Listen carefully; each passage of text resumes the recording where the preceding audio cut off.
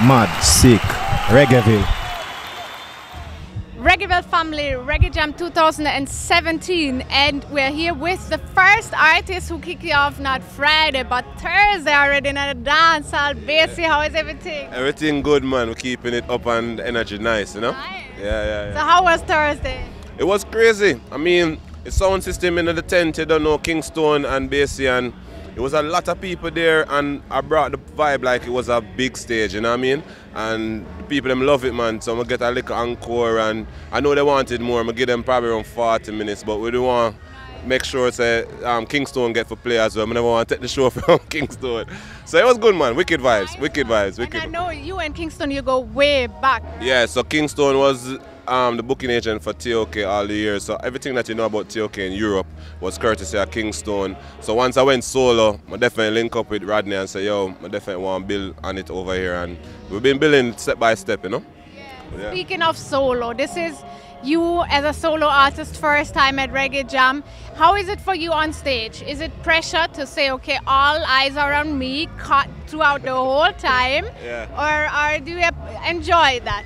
No, man, I enjoy it, man, because the thing about it is, I think when it was a group situation, you kind of felt like when you're not doing any lead, you kind of step back in the background, like you said. But now, all eyes is on me means that I have to give a full performance. Everything I do on stage is noticed. And so it's very interesting for me. And I started the solo journey last year. Yeah. So by this year now, I'm much more in my zone and much more comfortable on stage. So yeah, my wicked vibes, and I'll give them a whole music journey. So I'll do some of the street music, definitely some of the reggae music, and you know, my guitar, I play some acoustic. So I give them a full vibe of what Basie is about, and I love it. So I give thanks, you know.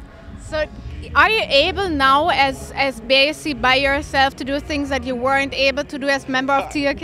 So much things I can do now. It's like a new freedom, you know, because every decision I made then had to be in alignment with the other three members, you know. But now I have more freedom in terms of movement, my artistic direction, and even for me now, like I want to go Africa, I can just buy a ticket and go Africa and go do some promotion. But before I would have to make sure it fit in with the TOK things. And also I think when it's a four-way, we all have to compromise somewhere and give up a little bit of ourselves. But now as a soul, I can be 100% me, and it's cool. It's very liberating, yeah.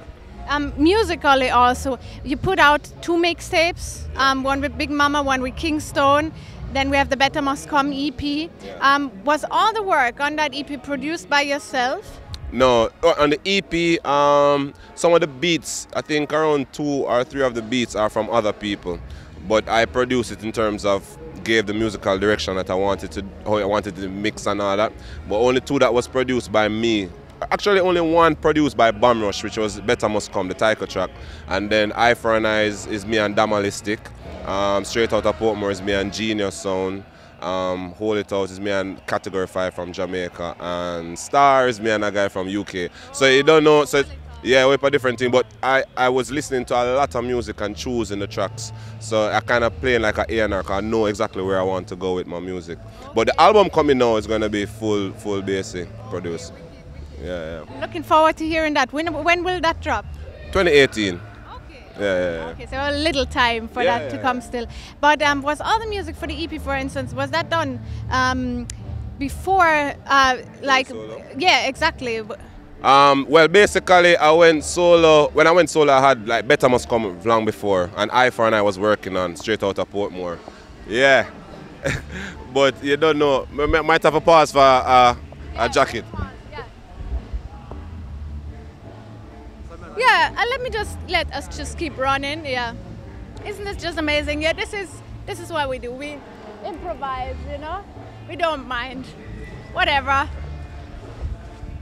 All right. So as we said, the stuff for the EP was done before or when you still part of TOK, or just after? Well, I think it was like a transition. So Better Must Come was done long before, and I have a lot of tracks long before that will probably be on the album, because I was always making music on my own, different kind of stuff. But then once we decided to do solo music, that's when I started to work on the EP first. So those tracks came after the decision. So the Eye for an Eye, Straight Outta Portmore came afterwards. As a matter of fact, if you look on the video for Straight Outta Portmore, you see the other members of TOK on that. So it wasn't really deciding to go solo at that song. But after that song came out was when Flex left, and then when Flex left I was like, alright, cool. You don't know Flex, I forgot and do my own thing. And I feel like at the same time I should go out and do my own thing too. And every man should just take this opportunity to build themselves. And what the future is with TOK will be cool anyway, take it. Okay, interesting. Yeah. Right now you're solo on the new Kingdom Summer Tour. And what I recognize, you don't have not just one but 2 birthday bashes on that tour. You know how I celebrate my birthdays because you've been to my party, remember? Yeah, man, mad, yeah. So I was wondering how you celebrate your birthday, when you're even celebrating it twice. How many bottles will pop? A lot of bottles will pop at Amsterdam and Berlin. I mean, for me, it's just like, again, it's a new freedom, you know, it's able to enjoy life, and this is a very important year because I turned 40 this year. Don't tell nobody. Wow. Yeah. I could never tell. Yeah, give thanks. So it's a very transitional part of my life, and I wanted to celebrate it as many places as possible. So yeah, it's a good vibe. Nice. Yeah. And speaking of important transitions in life, you just turned father again through social media. I saw some pictures. Congratulations on that one. Congratulations to you. Yeah. Oh, thank you very much. Yeah, man, it's a very fruitful year. So how you balance the label, Boom Rush, the solo career, touring, family, all of that? Well, I give thanks to like my lady, you know, because she's very supportive, and she understands how important music is to me, and she loves music. So it doesn't have to be a lock off the artist time and be family time. Family time and artist time can kind of coexist. Also for me, if it is like when my son was born, my second son was born, I realized that I couldn't play. I was very curious at what song is the first song that I'll play for him to hear. What message is that message that I want? And I realized I didn't have that song. I had, you know, you have songs of love and peace and happiness, but not that song, that universal message, that one message you don't want to tell a child. And so for me, doing my solo music now, I'm looking to, as much as you still do your dancehall singles, I'm looking to find music that have life, like timeless music, and music that can be universal. So family inspire my music as well, and my music inspire family, so yeah.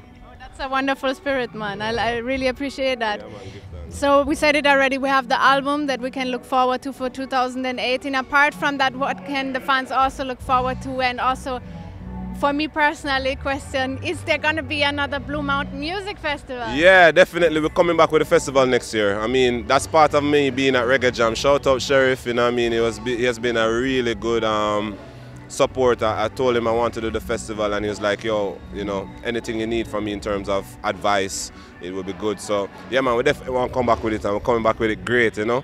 Everybody asked me about it for 2 years now, so now is the time, I think.